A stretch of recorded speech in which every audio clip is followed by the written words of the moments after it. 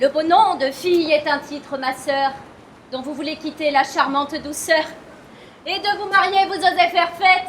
Ce vulgaire dessein vous peut monter en tête. Oui, ma sœur. À ce oui se peut-il supporter? Et sans un mal de cœur saurait-on l'écouter? C'est donc le mariage en soi qui vous oblige, ma sœur? Ah, mon Dieu, fille! Comment? Ah, fille, vous dis-je! Ne concevez-vous point ce que dès qu'on l'entend, un tel mot à l'esprit offre de dégoûtant? De quelle étrange image on est par lui blessé? Sur quelle sale vue il traîne la pensée? N'en frissonnez-vous point? Et pouvez-vous, ma sœur, aux suites de ce mot résoudre votre cœur? Les suites de ce mot, quand je les envisage, me font voir un mari, des enfants, un ménage, et je ne vois rien là, si j'en puis raisonner, qui blesse la pensée et fasse frissonner. De tels attachements, au ciel, sont pour vous plaire. Et qu'est-ce qu'à mon âge on a de mieux à faire que d'attacher à soi, par le titre d'époux, un homme qui vous aime et soit aimé de vous, et de cette union de tendresse suivie, se faire les douceurs d'une innocente vie. Ce nœud bien assorti n'a-t-il pas des appas? Mon Dieu, que votre esprit est d'un étage bas, que vous jouez au monde un petit personnage, de vous claquemurer aux choses du ménage, et de n'entrevoir point de plaisir plus touchant qu'un idole d'époux et des marmots d'enfants. Laissez aux gens grossiers, aux personnes vulgaires, les bas amusements de ces sortes d'affaires. À de plus hauts objets, élevez vos désirs. Songez à prendre un goût des plus nobles plaisirs. Et traitant de mépris l'essence et la matière, à l'esprit comme nous, donnez-vous tout entière. Venez. Vous avez notre mère comme exemple à nos yeux, que du nom de savante, on honore en tout lieu. Tâchez ainsi que moi de vous montrer sa fille, aspirez aux clartés qui sont dans la famille, et vous rendez sensible aux charmantes douceurs que l'amour de l'étude épanche dans les cœurs. Loin d'être loi d'un homme en esclave asservi, mariez-vous, ma sœur, à la philosophie, qui nous range au-dessus de tout le genre humain et donne à la raison l'empire souverain. Le ciel dont nous voyons que l'ordre est tout-puissant, pour différents emplois nous fabrique en naissant, et tout esprit n'est pas composé d'une étoffe qui se trouve taillée à faire un philosophe. Si le vôtre est né propre aux élévations, où montent des savants les spéculations, le mien est fait, ma sœur, pour aller terre à terre, et dans les petits soins, son faible se resserre. Je vois que votre esprit ne peut être guéri du fol entêtement de vous faire un mari. Mais sachons s'il vous plaît qui vous songez à prendre. Votre visée au moins n'est pas mise à clitendre. Et par quelle raison n'y serait-elle pas? Manque-t-il de mérite? Est-ce un choix qui soit bas? Non, mais c'est un dessein qui serait malhonnête que de vouloir d'un autre enlever la conquête. Et ce n'est pas un fait dans le monde ignoré que Clitandre est pour moi hautement soupiré. Oui, mais tous ces soupirs chez vous sont choses vaines, et vous ne tombez point aux bassesses humaines. Votre esprit à l'hymen renonce pour toujours, et la philosophie à toutes vos amours. Ainsi, n'ayant au cœur nul dessein pour Clitandre, que vous importe-t-il qu'on y puisse prétendre? Cet empire que tient la raison sur les sens ne fait pas renoncer aux douceurs des encens, et l'on peut bien refuser pour époux un mérite que pour adorateur on veut bien à sa suite. Je n'ai pas empêché qu'à vos perfectionnements, il ait continué ses adorations, et je n'ai fait que prendre, au refus de votre âme, ce qui est venu m'offrir, l'hommage de sa flamme. Mais à l'offre des vœux d'un amant dépité, trouvez-vous, je vous prie, entière sûreté? Croyez-vous pour vos yeux sa passion bien forte, et quand son cœur pour moi toute flamme soit morte? Il me le dit, ma sœur, et pour moi, je le crois. Ne soyez pas ma sœur d'une si bonne foi, et croyez quand il dit qu'il me quitte et vous aime, qu'il n'y songe pas bien et se trompe lui-même. Je ne sais, mais enfin si, tel est votre plaisir, il nous est bien aisé de nous en éclaircir. Je l'aperçois qui vient, et sur cette matière, il pourra nous donner une pleine lumière.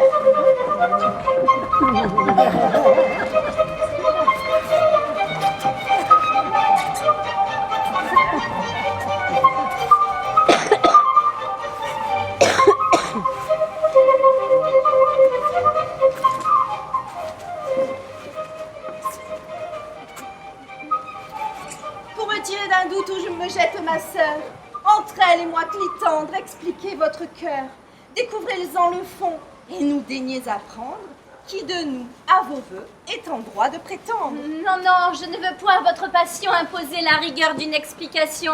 Je ménage les gens et c'est comme embarrasse le contraignant effort de ses aveux en face. Non, madame, mon cœur, qui dissimule peu, ne sent nulle contrainte à faire un libre aveu.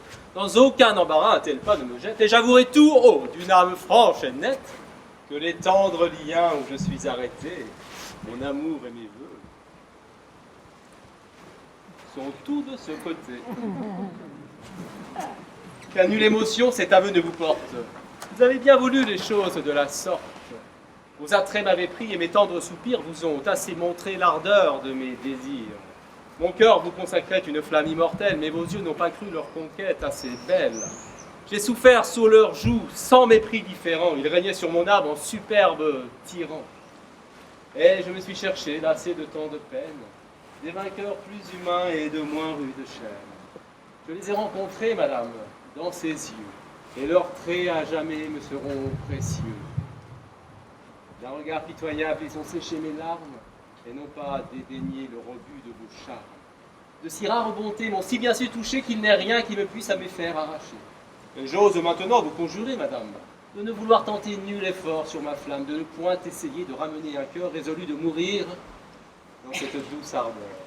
Eh, mais qui vous dit, monsieur, que l'on ait cette envie, et que de vous enfin si fort on se soucie? Je vous trouve plaisant de vous les figurer bien impertinente, me le déclarer. Hé, doucement, ma sœur. Où donc est la morale qui sait si bien régir la partie animale et retenir la bride aux efforts du courroux? Et vous qui m'en parlez, ou la pratiquez-vous de répondre à l'amour que l'on vous fait paraître sans le congé de ceux qui vous ont donné l'être? Si votre petit esprit se mêle d'oreiller et d'un cœur qu'on vous jette, on vous voit toute fière. Tout jeter qu'est ce cœur, il ne vous déplaît guère, et si vos yeux sur moi le pouvaient ramasser, il prendrait aisément le soin de se baisser. À répondre à cela, je ne daigne descendre, et ce sont sots discours qu'il ne faut pas entendre. C'est fort bien fait à vous, et vous nous faites voir des modérations qu'on ne aveu ne l'a pas peu surprise. Elle mérite assez toute cette franchise. Et toutes les hauteurs de sa folle fierté sont dignes tout au moins de ma sincérité. Mais, puisqu'il m'est permis, je vais à votre père, madame. Le plus sûr est de gagner ma mère. Mon père est d'une humeur à consentir à tout, mais il met peu de poids aux choses qu'il résout. Il a reçu du ciel certaines bontés d'âme qui le soumet d'abord à ce que veut sa femme. C'est elle qui gouverne et d'un ton absolu, elle dicte pour loi ce qu'elle a résolu. Je voudrais bien vous voir, pour elle et pour ma tante, une âme, je l'avoue, un peu plus complaisante, un esprit qui, flattant les visions du leur, vous put de leur estime attirer la chaleur.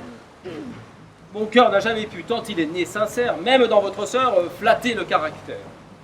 Et les femmes docteurs ne sont point de mon goût. Je consens qu'une femme ait des clartés de tout, mais je ne lui veux point la passion choquante de se rendre savante afin d'être savante. Et j'aime que souvent, aux questions que l'on fait, elle sache ignorer les choses qu'elle sait. De son étude, enfin, je veux qu'elle se cache, et qu'il ait du savoir sans vouloir qu'on le sache. Sans citer les auteurs, sans dire les grands mots, et clouer de l'esprit à ses moindres propos.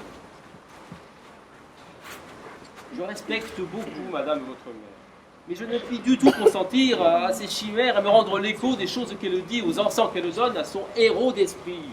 Son monsieur Trissotin me chagrine, m'assomme, et j'enrage de voir qu'elle estime un tel homme, qu'elle nous mette au rang des grands et beaux esprits, ce bonnet dont partout on siffle les écrits, ce pédant dont on voit sous la plume libérale d'officieux papiers fournir toute la halle. Ces écrits, ces discours tout m'ensemble ennuyeux, et je me trouve assez votre goût et vos yeux.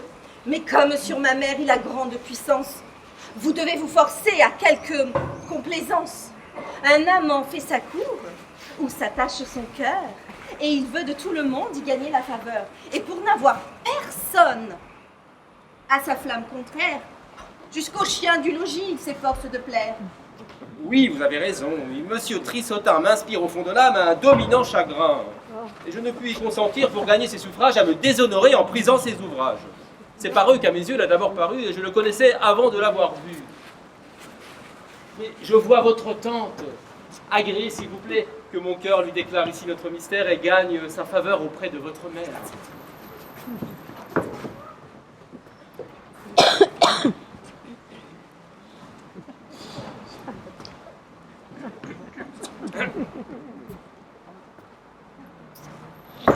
Souffrez pour vous parler, madame, qu'un amant prenne ici l'occasion de ce heureux moment et se découvre à vous de la sincère flamme.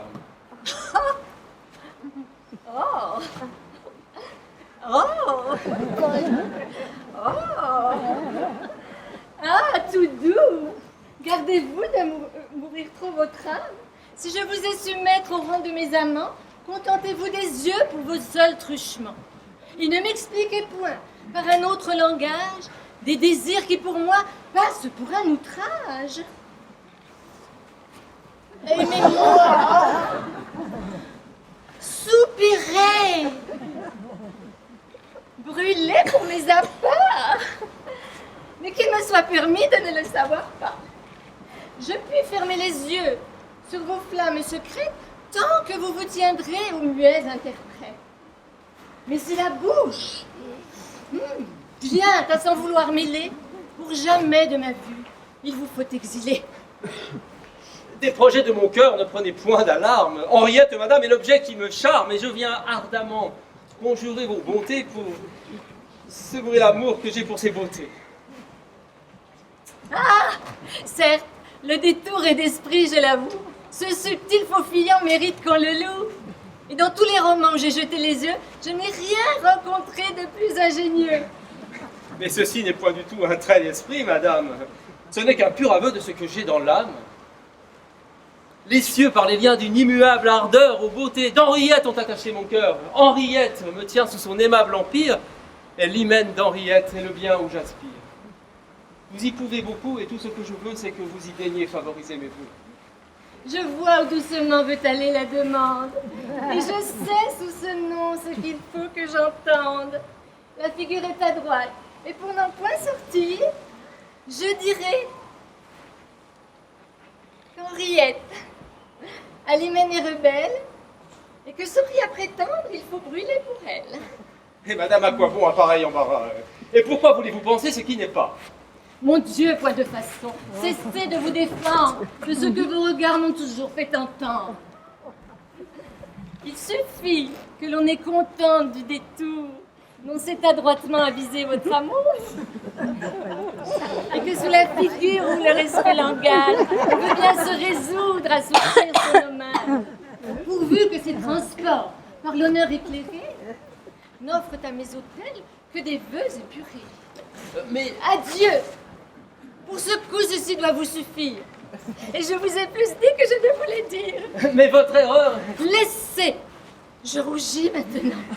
Et ma pudeur s'est fait un effort surprenant. Mais que je sois pendu si je vous aime. Et sage au fond... Non! Je ne veux rien entendre davantage.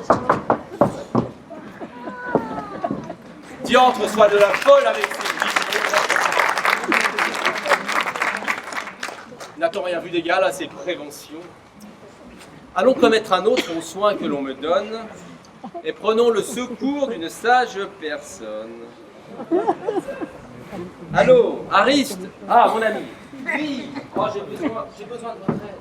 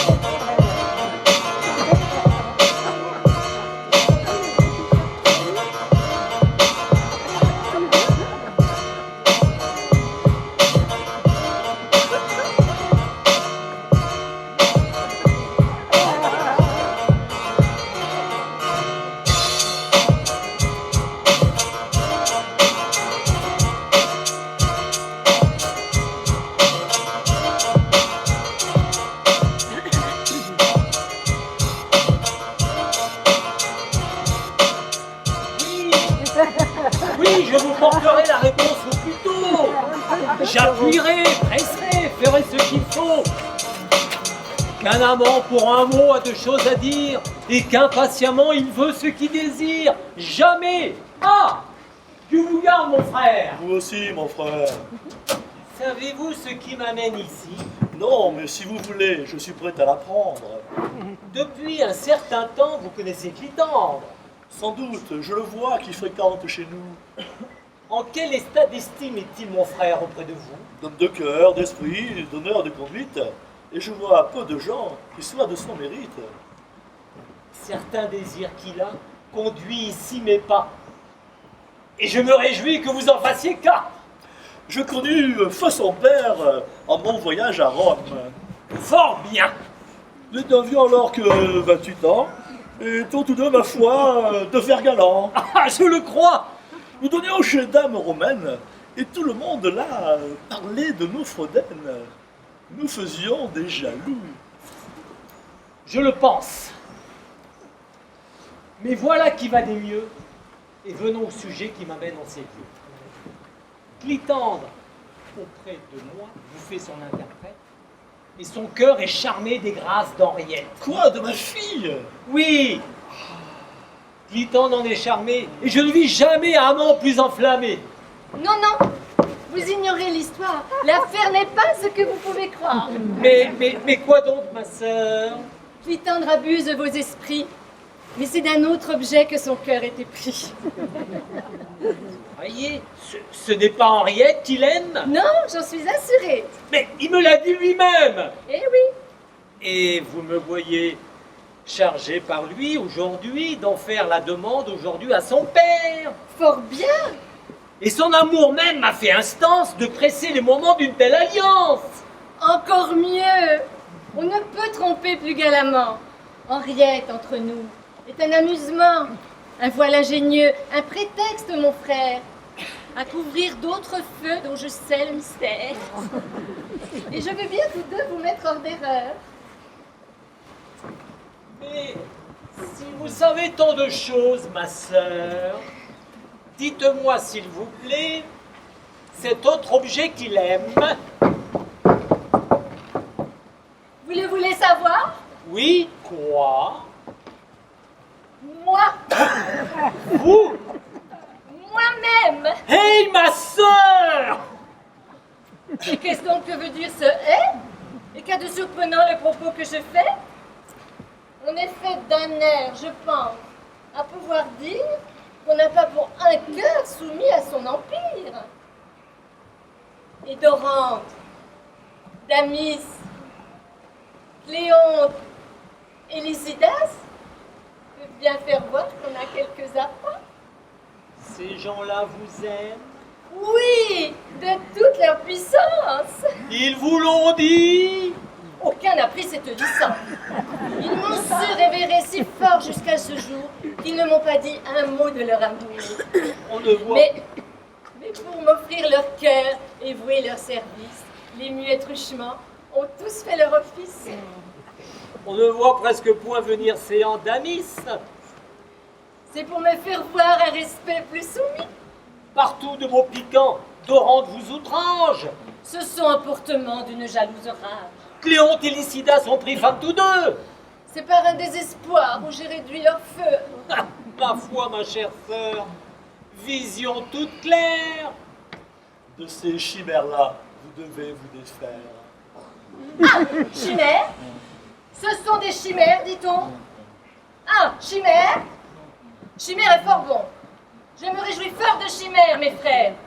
Et je ne savais pas que j'eusse des chimères. Votre sœur est folle, oui. Et cela croît tous les jours.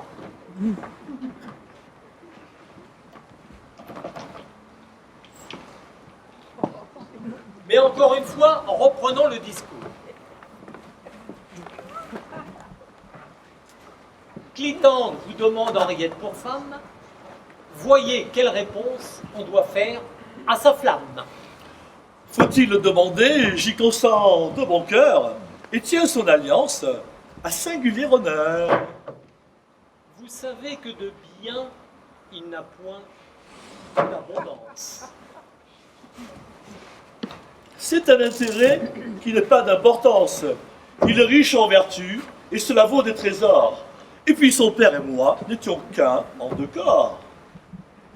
Parlons à sa femme et voyons à votre femme, plutôt, disais-je, et voyons à la rendre favorable.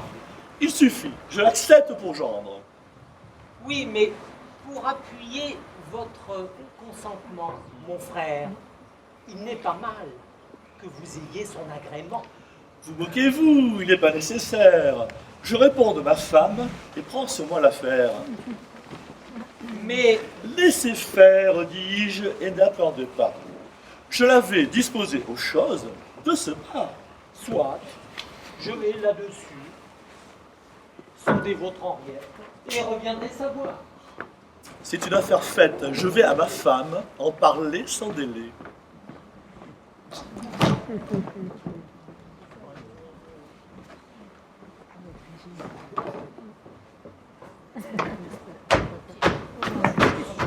Me voilà bien chanceuse. Hélas, l'on dit bien vrai. Qui veut noyer son chien l'accuse de la rage. Et service d'autrui n'est pas un héritage. Qu'est-ce donc? Qu'avez-vous, Martine? Ce que j'ai, Oui, j'ai que l'on me donne aujourd'hui mon congé, monsieur. votre congé. Oui, madame me chasse. Je n'entends pas cela. Comment? On me menace, si je ne sors d'ici, de me bailler sans coup. Non, vous demeurerez. Je suis content de vous. Ma femme, bien souvent, a la tête un peu chaude. Et je ne veux pas, moi. Quoi? Je vous vois, maraude. Vite, sortez, friponne. Oh, des seigneurs, sortez jamais, des seigneurs. Non, c'en est fait. Eh, Je veux qu'elle sorte. mais qu'a-t-elle commis pour vouloir de la sorte? Quoi? Vous la soutenez? En aucune façon. Prenez-vous son parti contre moi? Mon Dieu, non, je ne fais seulement que demander son crime. Je vous la chasser sans cause légitime. Je ne dis pas cela, mais il faut de nos gens. Non, elle sortira, vous dis-je. De séant. Vous dites-on quelque chose là contre? Je ne veux point d'obstacle au désir que je montre. Si fait. Mais D'accord. vous devez, en raisonnable époux, être pour moi contre elle et prendre mon courroux. Aussi fais-je. Ma femme, avec raison, vous chasse coquine, et votre crime est indigne de grâce. Qu'est-ce donc que j'ai fait? Ma foi, je ne sais pas. Ah, elle est d'humeur encore à n'en faire aucun cas. A-t-elle, pour donner matière à votre haine, cassé quelques miroirs ou quelques porcelaines? Mais voudrais-je la chasser? Et vous figurez-vous que pour si peu de choses on se met en courroux? Est-ce à dire, l'affaire est donc considérable. Et sans doute me voit-on femme déraisonnable. Oh, peste la belle. N'êtes-vous surprise d'être point fidèle? Cela ne serait rien. A-t-elle laissé de l'esprit négligent d'y remuer quelques guerres ou quelques pas d'argent? Qui que tout cela? Pis que tout cela! Pis! Oh, comment diantre friponne a-t-elle commis? Elle a, d'une insolence à nulle autre pareille, après 30 leçons, écorché mon oreille par l'impropriété d'un mot sauvage et bas, qu'en termes décisifs condamne Vaugelas. Est-ce là? Quoi? Toujours malgré nos remontrances, heurter le fondement de toutes les sciences, la grammaire, qui sait régenter jusqu'au roi, et les fées, la main haute, obéir à ses lois? Du plus grand des forfaits, je la croyais coupable. Vous ne trouvez pas ce crime impardonnable? Aussi fait. Oh, je voudrais bien que vous l'excusassiez. Je n'ai garde. Il est vrai que ce sont des pitiés. Toute construction est par elle détruite. Et des lois du langage, on la 100 fois instruite. Tout ce que vous prêchez, je crois, est bon. Mais je ne saurais, moi, parler votre jargon. L'impudente! Appelez un jargon le langage fondé sur la raison et sur le bel usage. Quand on se fait entendre, on parle toujours bien. Et tous vos biodictons ne servent pas de rien. Eh bien, ne voilà-t-on pas encore de son style? Ne servent pas de rien. Oh, cervelle indocile! Faut-il qu'avec les soins qu'on prend constamment, on ne te puisse apprendre à parler congrument? 2 pas, mis avec rien, tu fais la récidive. Et c'est comme on t'a dit trop d'une négative. Mon Dieu, je n'avons pas étudié comme vous. Et je parle en tout droit comme on parle chez nous. Ah, peut-on y tenir? Qu'elle se laisse se marrer! En voilà pour tuer une oreille sensible. Ton esprit, je pense, est bien matériel. Je n'ai qu'un singulier, avant et pluriel. Veux-tu toute ta vie offenser la grammaire? Qui parle d'offenser grand-mère et ni grand-père? Oh ciel! Grammaire est pris à contresens par toi et je t'ai déjà dit d'où vient ce mot.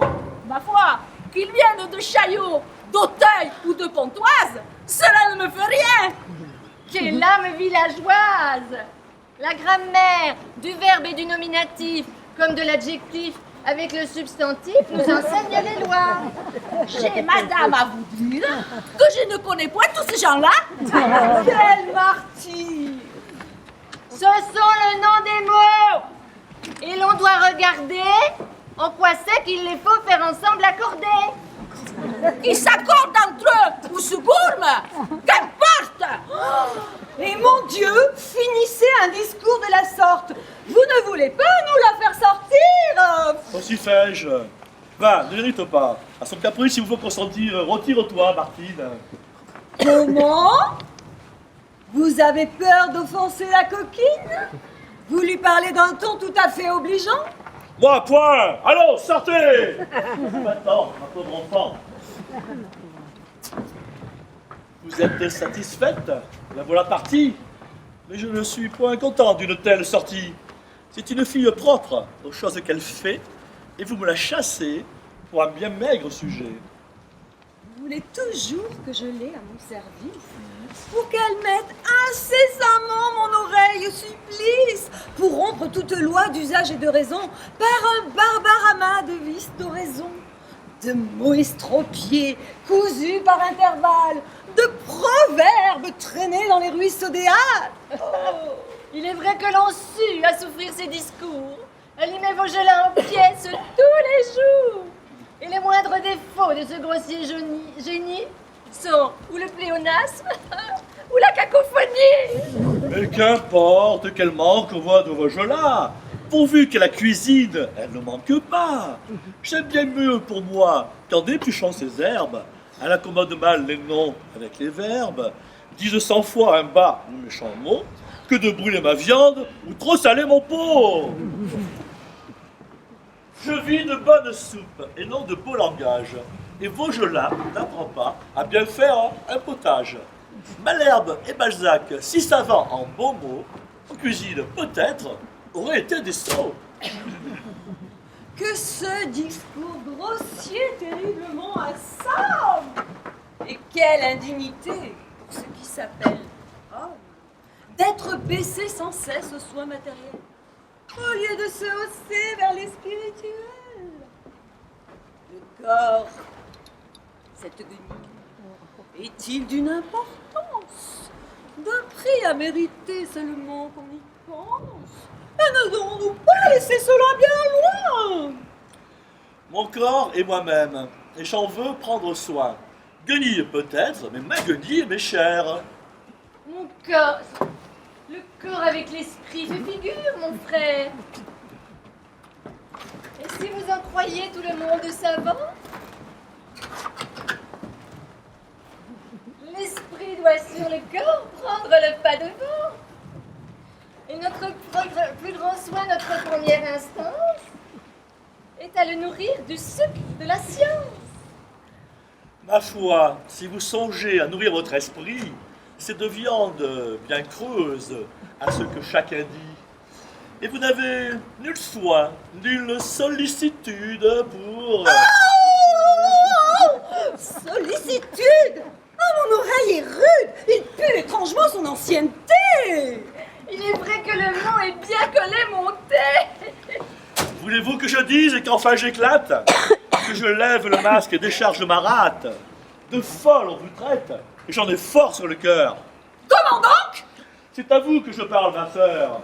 Le moindre solécisme vous irrite, vous en faites vous d'étranges en conduite. Il n'est pas bien honnête, et pour beaucoup de causes, qu'une femme étudie et sache tant de choses.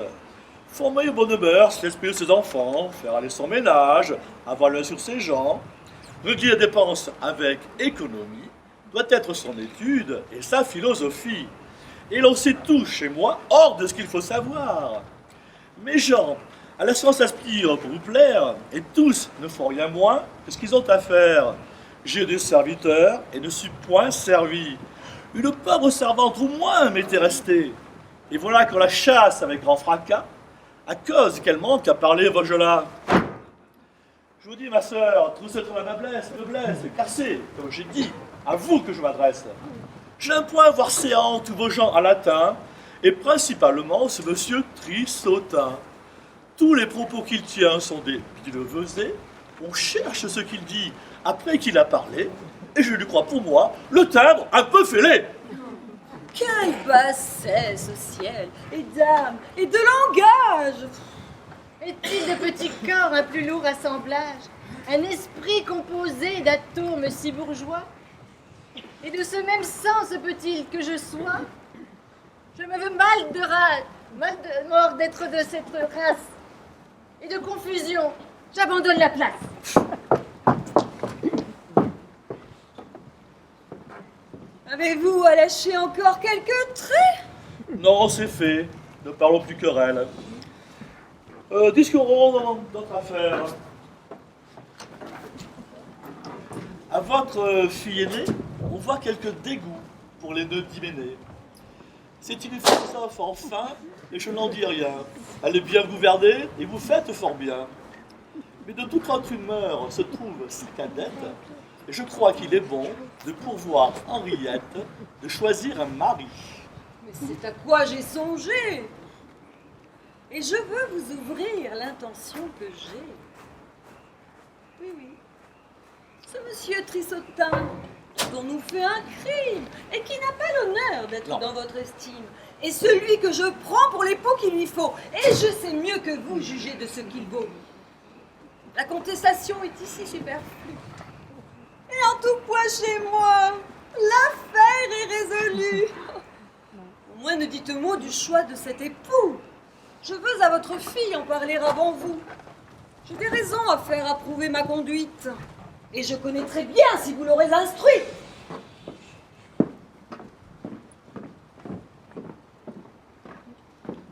Eh bien, mon frère, la femme sort et je vois bien que vous venez d'avoir ensemble un entretien. Eh oui, Quel est le succès? Aurons-nous Henriette? A-t-elle consenti? L'affaire est-elle faite? pas tout à fait encore. Refuse-t-elle? Non, Est-ce qu'elle balance? en aucune façon. Alors quoi donc? C'est que pour gendre, elle m'offre un autre homme. Un autre homme pour gendre, Un autre, qui se nomme... Monsieur Trissotin. Quoi? Ce monsieur Trissotin? Oui, qui parle toujours de vers et de latin. L'avez-vous accepté? Ah non, Dieu ne plaise. Qu'avez-vous répondu? Rien, et je suis fort aise de n'avoir rien dit pour ne m'engager pas. Certes, l'affaire est fort belle et c'est faire un grand pas.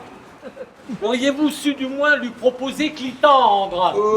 Non, car comme j'ai vu qu'on parlait d'autre gendre, j'ai cru qu'il était mieux de ne m'avancer point.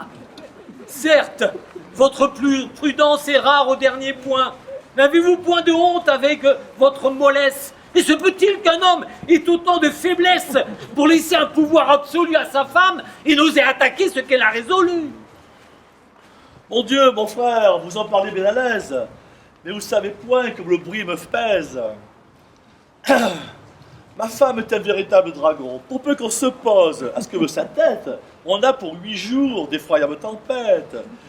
Elle me fait trembler lorsqu'elle prend son ton. Je sais me mettre, c'est un véritable dragon. Et malgré tout ça, toute sa diablerie, il faut que j'appelle et mon cœur et mamie. Allez, c'est se moquer. Votre femme est par vos lâchetés souveraine sur vous.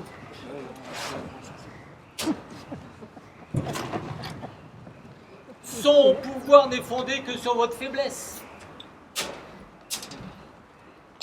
Et c'est de vous qu'elle tire le titre de maîtresse. Quoi? Vous ne pouvez pas, voyant comme on vous nomme, vous résoudre pour une fois à vouloir être un homme? À faire condescendre une femme à vos voeux et prendre assez de cœur pour dire un jour « Je le veux !» Vous laisserez sans cœur immoler votre fille aux folles visions que tienne la famille. Et que tout votre bien revêtir un nigo pour 6 mots de latin qui leur fait sonner haut. Oui, vous avez raison, et je vois bien que j'ai tort. Allons, il faut enfin montrer un cœur plus fort, mon frère. Fort bien! De ma douceur, elle a trop profité, Il est vrai, trop joui de ma facilité. ça c'est bien dit. Et c'est une chose infâme que d'être si soumis au pouvoir d'une femme. Vous voilà raisonnable, et comme je le veux. Je m'en vais lui faire aujourd'hui connaître que ma fille, et que j'en suis le maître, pour lui prendre un mari qui soit selon mes vœux. J'y cours de ce pas. Envers fête, homme, à la barbe de Jean. Vous les hommes êtes tous les mêmes. Macho mais qui, monde de ma vie est infidèle. Si prévisible, dont je ne suis pas certaine. Que tu le mérites, avez de la chance que vous aime. Dis-moi merci. Rendez-vous, rendez-vous, rendez-vous au prochain règlement. Rendez-vous, rendez-vous, rendez-vous sûrement au prochain rêve.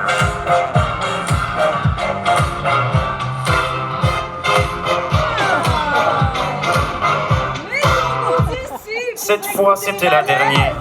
C'est vrai que mot à mot, il est besoin qu'on pèse. Je brûle d'aller voir. On s'en marche chez nous. C'est sans charme pour moi, tout ce qui part de vous. Ça m'est une douceur à nul autre pareil. Ce sont repas friands qu'on offre à mes oreilles. Ne faites point languir de si pressants désirs. Dépêchez. Faites tôt et hâtez nos plaisirs. À votre impatience, offrez votre épigramme. Hélas, c'est un enfant tout nouveau-né, madame. Son sort assurément a lieu de vous toucher. Et c'est dans votre cour que je m'en viens d'accoucher. Pour me le rendre cher, il suffit de son père. Votre approbation lui peut servir de mère. Il a d'esprit. Oh là! Pourquoi donc fuyez-vous? C'est de peur de troubler un entretien si doux. Approchez et venez de toutes vos oreilles prendre part au plaisir d'entendre des merveilles. Je sais peu les beautés de tout ce que l'on écrit, et ce n'est pas mon fait que les choses d'esprit. Il n'importe! Aussi bien ai-je à vous dire ensuite un secret dont il faut que vous soyez instruite. Les sciences n'ont rien qui vous puisse enflammer, hein, et vous ne vous piquez que de savoir charmer. Aussi peu l'un que l'autre, et je n'ai nulle envie. Ah! Songeons, s'il vous plaît, à l'enfant nouveau-né. Allons, ma fille, vite, de quoi s'asseoir?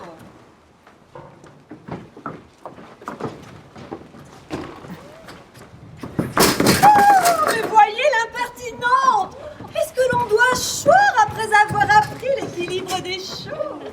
De ta chute ignorante ne connut pas les causes, qu'il vient d'avoir du point fixe écarté, ce que nous appelons centre de gravité. Je m'en suis aperçue, ma tante étant par terre. La lourdeur! Oh. Bien lui prendre n'être pas de verre. Ah, de l'esprit partout. Cela ne t'arrive pas. Servez-nous promptement votre aimable repas. Ah, pour ce grand festin qu'à mes yeux on expose, un plat seul de 8 vers me semble peu de choses. Et je pense qu'ici je ne ferai pas de mal de joindre à l'épigramme ou bien au madrigal le ragoût d'un sonnet qui chez une princesse est passé pour avoir quelques délicatesses. Il est de sel antique assaisonné partout et vous le trouverez, je crois, d'assez bon goût. Oh, je n'en doute point. Donnons vite audience! Je sentais mon cœur tressaillir par avance. J'aime la poésie avec entêtement. Et surtout quand les vers sont très galamment. Mais si nous parlons toujours, mais il ne pourra rien dire. Silence, ma nièce.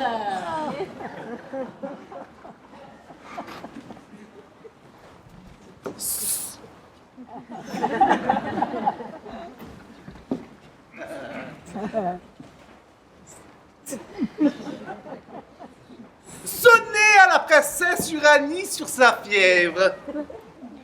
Votre prudence est endormie, de traiter magnifiquement et de loger superbement votre plus cruel ennemi.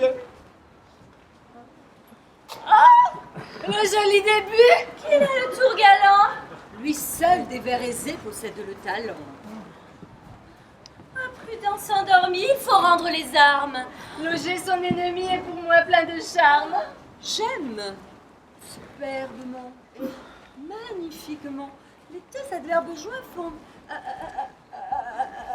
admirablement.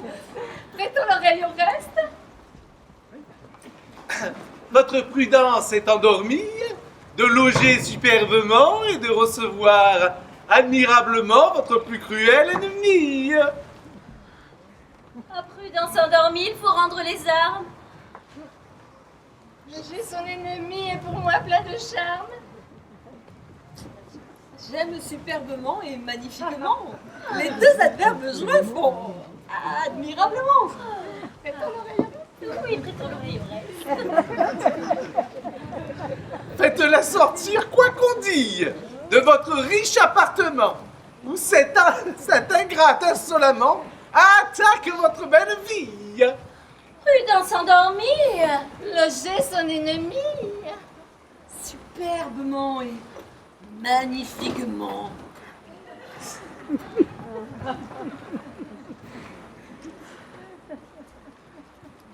Ah, Toutou, laissez-moi de grâce respirer. Donnez-nous, s'il vous plaît, le loisir d'admirer. On se sent assez vert jusqu'au fond de l'âme. Couler. Je ne sais quoi qui fait que l'on se pâme.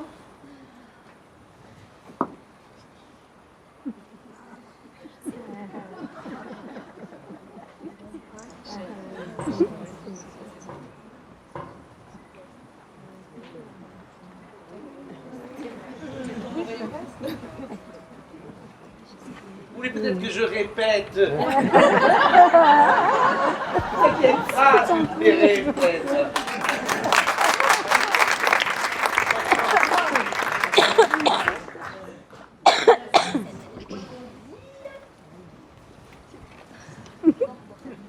Ah, vous savez peut-être quoi qu'on dit. Voilà. Faites-la sortir, quoi qu'on dise. Quoi qu'on dise. De votre riche appartement, Riche appartement. où cette ingrate insolemment C'est ingrate de fièvre. attaque votre belle vie. Votre belle vie. Quoi? Sans respecter votre rang, elle s'en prend à votre sang.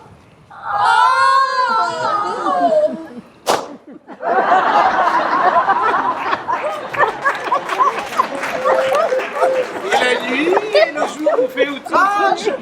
Si vous la conduisez au bain sans la marchander davantage, noyez-la de vos propres mains. On n'en peut plus. On se meurt de plaisir. De mille doux frissons, vous vous sentez saisi. Si vous la conduisez au bain. Sans la marchander davantage. Noyez-la de vos propres mains. De vos propres mains. Là, noyez-la dans les bains. Chaque pas dans vos verres rencontre un trait charmant. Partout on s'y promène avec ravissement. On n'y saurait marcher que sur de belles choses. Ce sont petits chemins tout parsemés de roses. Le sonnet vous semble donc Admirable, nouveau, et personne jamais n'a rien fait de si beau. Quoi, ma nièce, sans émotion à cette lecture, vous faites là une étrange figure. Chacun fait ici-bas la figure qu'il peut, ma tante. Et bel esprit n'en est pas qui veut, hein. Peut-être que mes vers importunent madame. Toi, je n'écoute pas. Soyons les plus graves.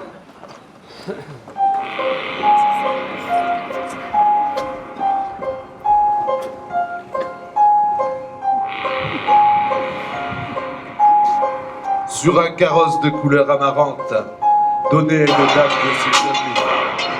Ces vers ont toujours quelque chose de rare. Un sang beauté trait d'esprit leur nouveauté prépare. L'amour m'a si chèrement vendu son lien, qu'il m'en coûte déjà la moitié de mon lien. Quand tu vois ce beau carrosse où t'endors, se relève en bosse et qu'il étonne tout le pays et fait pompeusement triompher Malaï. Oh, Malaï. Voilà une définition. C'est joli, c'est un million. Quand tu vois ce beau carrosse où t'endors, se relève en bosse et qu'il étonne tout le pays et fait pompeusement triompher Malaï. Ne dites pas qu'il est amarante, dites plutôt qu'il est de marrante. Oh, celui-là ne s'attend point du tout. On n'a que lui qui puisse écrire de ce goût. Ne dis plus qu'il est pas marrant, dis plutôt qu'il est de marrant. Voilà qui se décline. Marrant, de marrant à marrant. Wesh! Je ne sais le moment que je vous ai connu. Si sur votre sujet j'ai l'esprit prévenu, mais j'admire partout vos vers et votre prose. Yo! Si vous vouliez que vous nous faire voir quelque chose, à notre tour aussi, on pourrait admirer.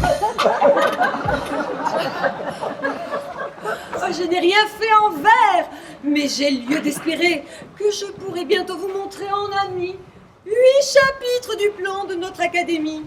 Platon s'est au sujet simplement arrêté quand de sa République il a fait le traité. Mais à l'effet entier, je veux pousser l'idée que j'ai sur le papier en prose accommodée.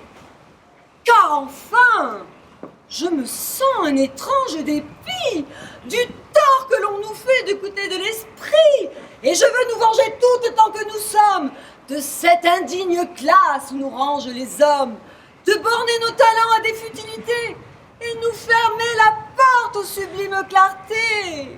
C'est faire à notre sexe une trop grande offense de n'étendre l'effort de notre intelligence qu'à juger d'une jupe et de l'air d'un manteau, ou des beautés d'un point ou d'un brocart nouveau. Il faut se relever de ce honteux partage et mettre hautement notre esprit hors de page. Pour les dames aussi, on connaît mon respect en tout lieu. Si j'honore le brillant de leurs yeux, de leurs esprits aussi, j'honore leur lumière. Le sexe aussi vous rend justice en ces matières. Mais nous voulons montrer à de certains esprits dont l'orgueilleux savoir nous traite avec mépris que de science aussi les femmes sont meublées, qu'on peut faire comme eux de doctes assemblées, conduites en cela par des ordres meilleurs, qu'on y veut réunir ce qu'on sait par ailleurs, mêler le beau langage et les hautes sciences, découvrir la nature en 1000 expériences. Sur les questions qu'on pourra proposer, faire entrer chaque secte et non point épouser. Pour l'ordre, je m'attache au péripathétisme. Pour les abstractions, j'aime le platonisme. Épicure me plaît, ces dogmes sont forts. Je m'accommode assez pour moi des petits corps, mais le vide à souffrir me semble difficile et je goûte bien mieux la matière subtile. Descartes pour les morts donne fort à mon sens. Oh, j'aime ces tourbillons. Et moi, ces mondes tombants. Oh, on verra dans peu notre assemblée ouverte et nous nous signalerons par quelques découvertes. Nous attendons beaucoup de vos vives clartés, et pour vous la nature a peu d'obscurité. Moi, sans me vanter, j'en ai déjà fait une, et j'ai vu clairement des hommes dans la lune. Je n'ai point encore vu d'homme comme je crois, mais j'ai vu des clochers tout comme je vous vois. Nous approfondirons ainsi que la physique et grammaire, histoire, vers, morale et politique. La morale a des traits dont mon cœur était pris, et c'était autrefois l'amour des grands esprits. Mais aux stoïciens, je donne l'avantage, et je ne trouve rien de si beau que leur sage. On verra dans peu nos règlements et nous prétendons y faire des remuements. Il ne saurait manquer d'être tous beaux et sages. Vous verrez nos statuts quand ils seront tous faits. Et je vous l'ai dit, j'espère que ce sera de vos choix.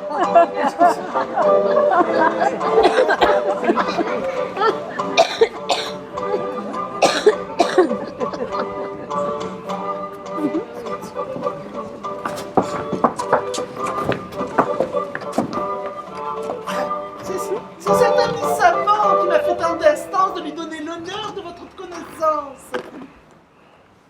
Pour le faire venir, vous avez tout crédit. Faisons bien les honneurs au moins de notre bel esprit. Hola! Je vous ai dit en paroles bien claires que j'ai besoin de vous. Mais pour quelles affaires? Venez, on va dans peu vous les faire savoir.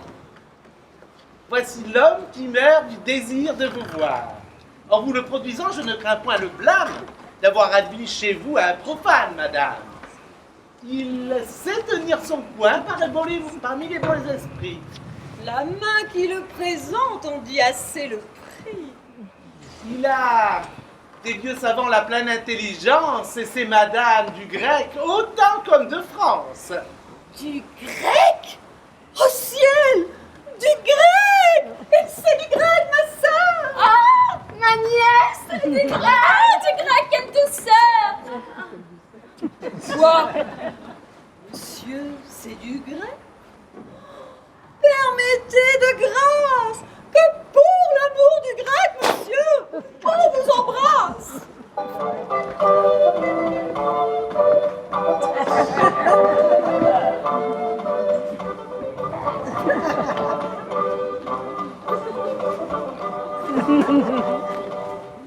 Excusez-moi, monsieur, je n'entends pas le grec. J'ai pour les livres grecs un merveilleux respect. Je crains d'être fâcheux par l'ardeur qui m'engage à vous rendre aujourd'hui, madame. Dommage. Et j'aurais pu troubler quelques doctes entretiens. Monsieur, avec du grec, on ne peut gâter rien. Au reste, il fait merveille en vers ainsi qu'en prose et pourrait, s'il voulait, vous montrer quelque chose. Le défaut des auteurs de leur production, c'est d'en tyranniser les conversations, d'être au palais, au cours, aux ruelles ou aux tables, de leurs vers fatigants, lecteurs infatigables. Je ne vois rien de plus sot, à mon sens, qu'un auteur qui partout va gueuser des encens. Je ne me suis jamais vu ce faux entêtement. Et d'un grec là-dessus, je suis le sentiment. Qui, par un dogme express, défend à tous ces sages l'indigne empressement de lire leurs ouvrages. Voici quelques vers. Pour de jeunes amants, sur quoi je voudrais bien avoir vos sentiments. Vos vers ont des beautés que n'ont point tous les autres. Hein? Les grâces et les Vénus sont dans tous les vôtres. Vous avez le geste libre et le beau choix des mots. L'on voit partout chez vous l'itos et le pathos. Nous avons vu de vous des éclos d'un style qui passe sans doute à traiter au Théocrite et Virgile. Vos ordres ont un air noble, gadant et doux qui laisse de bien loin votre race après vous. N'est-il rien de plus amoureux comme vos chansonnettes? Peut-on voir rien d'aussi beau que les sonnets que vous faites? Rien de plus charmant que vos petits rondeaux? Rien d'aussi plein d'esprit que tous vos madrigaux? Aux ballades surtout, vous êtes admirables. Au bout rimé, je vous trouve adorable. Si la France pouvait connaître votre prix. Si le siècle rendait justice aux grands esprits. En carrosse dorée, vous iriez par les rues. On verrait le public vous dresser des statues. Mais laissons là ce discours et voyons ma balade. Avez-vous vu certains petits sonnets sur la fièvre qui tient la princesse Uranie? Oui, hier ils m'en fut lu dans une compagnie. Vous en savez l'auteur? Non, mais je sais fort bien qu'à ne le point flatter, son sonnet ne vaut rien. Pourtant, beaucoup de gens le trouvent admirable. Il n'en reste pas pour d'autres misérables. Et si vous l'aviez vu, vous serez de mon goût. Je sais que là-dessus, je n'en suis pas du tout, et que d'un tel sonnet, peu de gens sont capables. Préserve le ciel d'en faire de semblables. Et je soutiens qu'on peut en faire de meilleurs. Et ma grande raison, c'est que j'en suis l'auteur. Vous?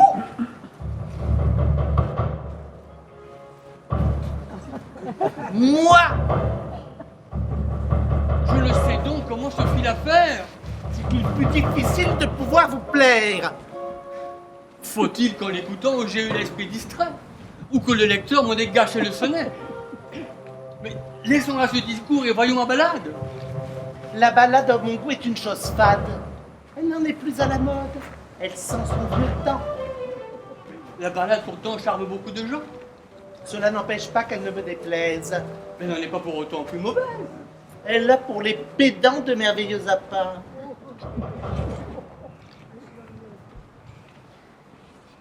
Oui, oui, elle a pour les pédants de merveilleux Je appas. vois cependant qu'elle ne vous plaît pas.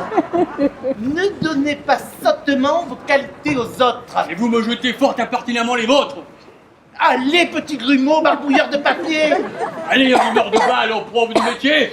Allez, fripier d'écrit, impudent plagiaire. Allez, cuistre. Vous voulez pas dire pareil? Oui, j'arrive. Messieurs, mais que prétendez-vous faire, là? Oh, non. virer tous les hontes larcins que réclament sur toi les Grecs et les Latins. Va-t'en faire amende honorable au Parnasse d'avoir fait à tes vers extropier Horace. Souviens-toi de ton livre et de ton peu de bruit. Et toi de ton libraire à l'hôpital réduit. Ma gloire est établie. En vain tu la déchires. Oui, je te renvoie à l'auteur des satires. Je t'y renvoie aussi. Ma plume t'apprendra quel homme je puis être.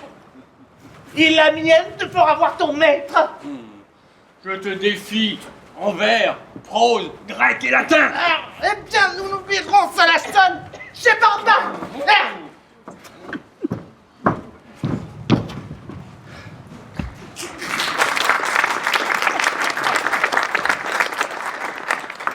À mon emportement, ne donnez aucun blâme. C'est votre honneur que je défends, madame, dans ce sonnet qu'il a eu l'odeur d'attaquer. À vous remettre bien, je me veux appliquer. Mais parlons d'autres affaires. Approchez, Henriette. Mais pour quelles affaires? Approchez, Henriette. Depuis assez longtemps, mon âme s'inquiète de ce qu'aucun esprit en vous ne se fait voir. Mais je trouve un moyen de vous en faire avoir. C'est prendre un soin pour moi qu'il n'est pas nécessaire. Les doctes entretiens ne sont point mon affaire. J'aime à vivre aisément. Et dans tout ce qu'on dit, il faut se trop peiner pour avoir de l'esprit. C'est une ambition que je n'ai point en tête. Et je me trouve fort bien, ma mère, d'être bête. Et j'aime mieux n'avoir que de communs propos que de me tourmenter pour dire de beaux mots.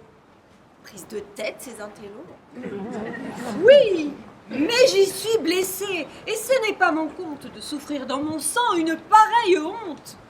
La beauté du visage est d'un frêle ornement, une fleur passagère, un éclat d'un moment, et qui n'est attachée qu'à la simple épiderme. Mais celle de l'esprit est inhérente et ferme. J'ai donc longtemps cherché un bien de vous donner, la beauté que les ans ne peuvent moissonner, de faire entrer chez vous le désir des sciences, de vous insinuer les belles connaissances. Et la pensée enfin, où mes voeux ont souscrit, c'est d'attacher à vous un homme plein d'esprit. Et cet homme est monsieur que je vous détermine à prendre comme l'époux que mon choix vous destine. Moi, ma mère? Mais oui, vous, faites l'idiote un peu. Je vous entends. Vos yeux demandent mon aveu pour engager ailleurs un cœur que je possède. Allez, je le veux bien. À ce nœud, je vous cède. C'est un hymen qui fait votre établissement.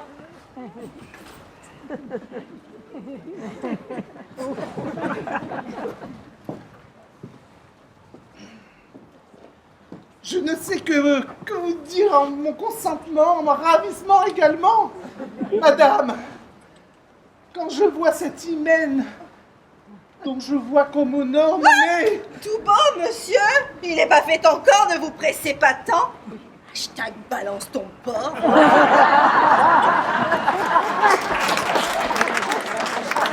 Et que vous répondez? Savez-vous bien que si... Oh, suffit, vous m'entendez? Allez, laissons-la faire. Elle se rendra sage.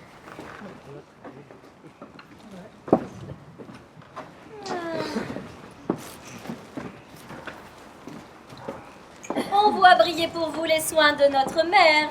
Et son choix ne pouvait d'un plus illustre époux. Si le choix est si beau, que ne le prenez-vous? Mais c'est à vous, non à moi, que ça m'a édonné. Je vous le sais de tout comme à ma sœur aînée. Si l'hymen comme à vous me paraissait charmant, j'accepterai votre offre avec ravissement. Si j'avais comme vous les pédants dans la tête, je pourrais le trouver un parti fort honnête. Cependant, bien qu'ici nos goûts soient différents, nous devons obéir, ma sœur, à nos parents. Une mère a sur nous une entière puissance, et vous croyez en vain par votre résistance lui... Allons, ma fille, il vous faut approuver mon dessein. Ôtez ce gant et touchez à monsieur dans la main et le considérez désormais dans votre âme en l'homme dont je veux que vous soyez la femme. De ce côté, ma sœur, vos penchants sont fort grands. Il nous faut obéir, ma sœur, à nos parents. La terre a sur nos voeux une entière puissance. Une mère a sa part à notre obéissance. Qu'est-ce à dire? Je dis qu'ici, j'appréhende fort que ma mère et vous ne soyez pas d'accord, et c'est un autre époux. Qu'est-ce-vous, Péronnelle? Il est philosophé tout le soir avec elle. De mes actions, ne vous les mêlez en rien. Dites-lui ma pensée et l'avertissez bien qu'elle ne vienne pas m'échauffer les oreilles. Allons vite! Parfait! Vous faites des merveilles. Ah, quel transport et quelle joie, que mon sort est doux. Ah, très bien, prenez sa main, passez devant nous. Menez-la à sa chambre. Ah, toutes ces caresses. Mon Dieu, mon cœur s'émeut de toutes ces tendresses. Cela ragaillardit tout à fait mes vieux jours. Et je me ressouviens de mes jeunes amours. La pièce des femmes savantes ne s'arrête pas ici. Mais pour ce soir, je vous annonce que c'est fini.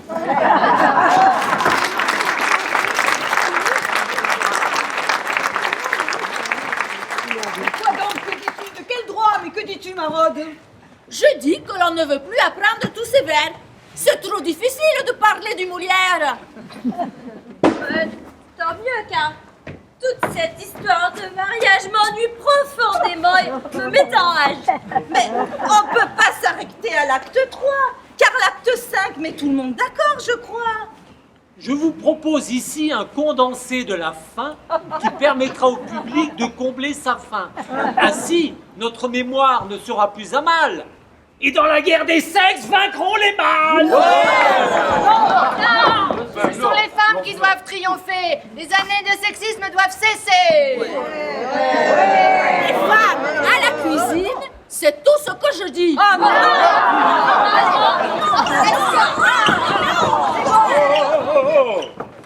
C'est juste, mon frère.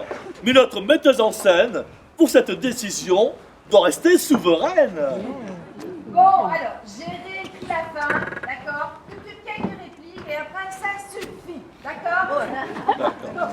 Mettez-vous d'accord. Et dans le jugement mûr, veillez à convenir du futur. L'époux que je donne à Henriette est monsieur.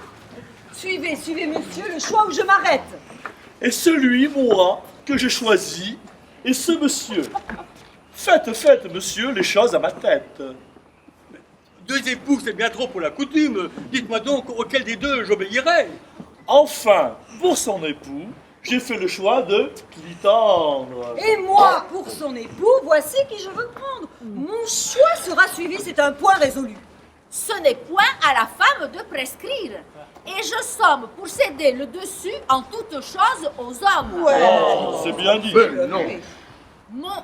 Mon congé 100 fois me fut-il hoc, la poule ne doit point chanter devant le coq. Sans doute.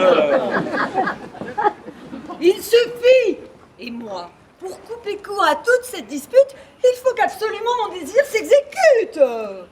Bon, si vous insistez, d'accord. Quoi, enfin, monsieur, je suis au regret de troubler un mystère joyeux par le chagrin que je dois apporter en ces lieux. Ces deux lettres me font porteur de nouvelles qui, pour vous, j'ai senti une atteinte cruelle.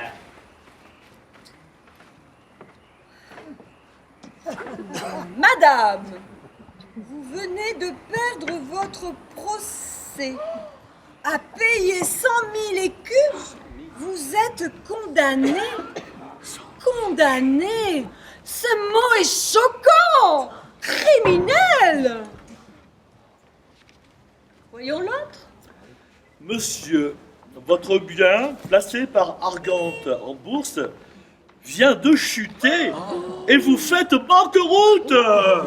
Oh, mon Dieu, tout à la fois par-dessus tout mon bien. Oh, quel honteux transport. Oh, fille, tout cela n'est rien. Achevons notre affaire et quittez votre ennui. Son bien nous peut suffire. Et pour nous, et pour lui. Non, madame, cessez de presser cette affaire. Je vois bien que cette hymen, tout le monde est contraire. Hein? Cette réflexion vous vient en peu de temps. Elle suit de bien près notre disgrâce, monsieur. À trop de résistance, à la fin, je me lasse. Non, mais j'aime bien renoncer à tout cet embarras. Mais qu'il a bien découvert son âme mercenaire, et que peu philosophe est ce qu'il vient de faire.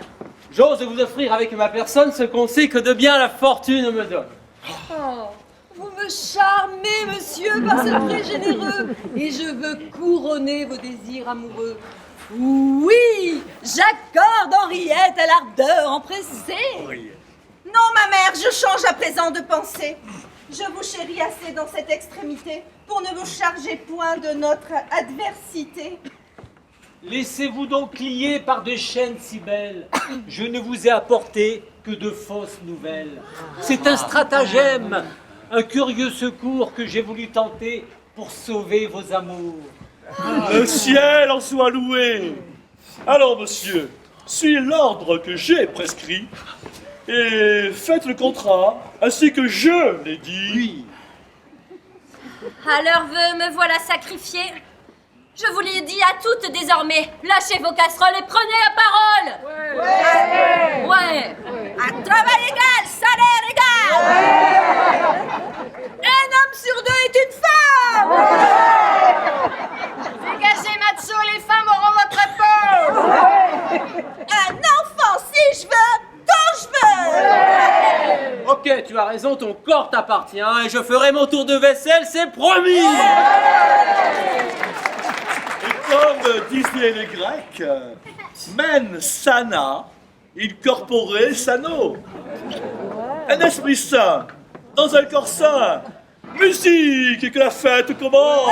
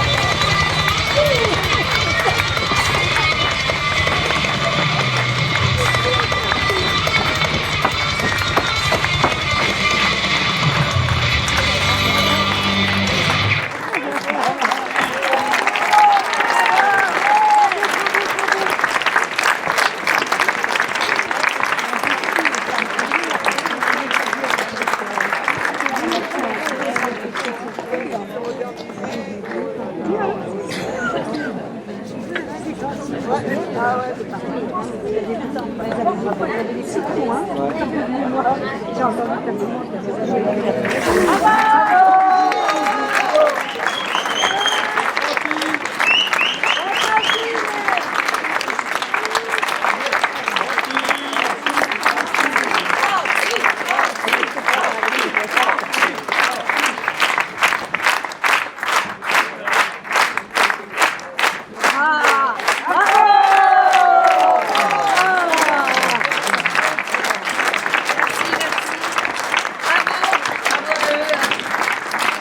vous voulez que je vous les présente? Oui! Cette bande de fous furieux. Alors, on a Jean-Philippe Martin dans le rôle de Critan. Ensuite, nous avons notre charmante Camille Seguin dans le rôle d'Armand. Marido Marfin.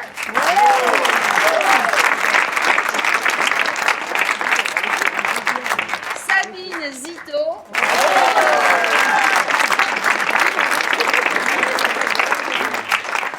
Patrice God. Dans le rôle de Pissotin. Le charmant Pissotin, n'est-ce pas? On a notre ami Michel Friedel.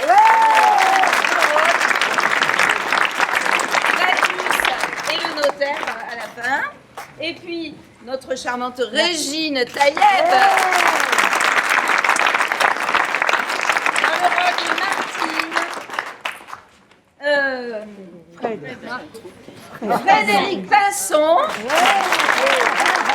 Alexis Apollino. Dans le rôle de Trizal. On a aussi Margot Soto.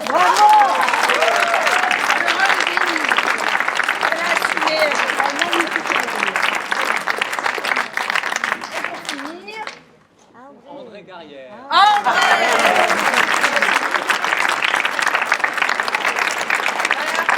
Dans le rôle d'Harris. Alors vous avez vu que d'un côté vous avez le clan, ils sont mélangés, du corps et de l'autre côté de l'esprit. Parce que dans la famille il y a les deux clans. Et donc j'ai voulu, aujourd'hui je trouve aussi qu'on a des gens qui sont aussi beaucoup préoccupés du bien-être, la santé, la gym tous les jours, le corps, voilà. Et puis on a ceux qui sont moins physiques, finalement qui s'occupent peut-être un peu plus des choses de l'esprit. En tout cas, moi, dans ma famille, c'est beaucoup comme ça, il y a des clans. Donc c'est vraiment, voilà, j'espère que ça vous a touché et que vous êtes régalés avec cette bande de fous furieux qui progresse, hein. Bon ben, si ça vous a plu, parlez-en autour de vous pour que nous puissions tourner la pièce, parce qu'il y a plein de gens qui sont restés dehors, hein. Vous avez de la chance. Dimanche prochain. Non, ailleurs. Là où le temps est plus clément, à l'abri de la pluie et du vent. Merci à vous, parce que sans vous, hein, ben, il n'y aurait pas de spectacle, cher public. Voilà. Alors, nous avons un coup maintenant.